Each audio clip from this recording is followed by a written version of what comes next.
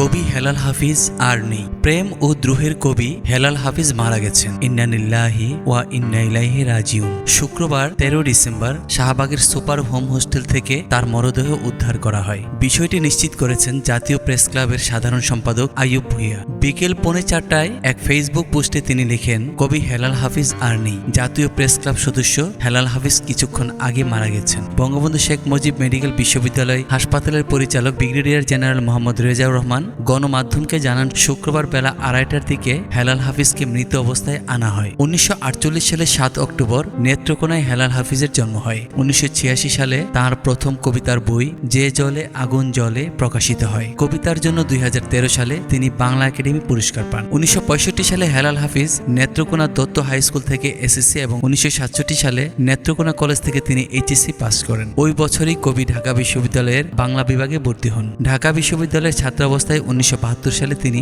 তৎকালীন জাতীয় সংবাদপত্র দৈনিক পূর্বদেশে সাংবাদিকতায় যোগদান করেন। 1975 সাল পর্যন্ত ছিলেন তিনি দৈনিক পূর্বদেশের সাহিত্য সম্পাদক। 1976 সালের শেষের দিকে তিনি দৈনিক দেশ পত্রিকার সাহিত্য সম্পাদক পদে যোগদান করেন। সবশেষ তিনি দৈনিক যুগান্তরে কর্মরত ছিলেন।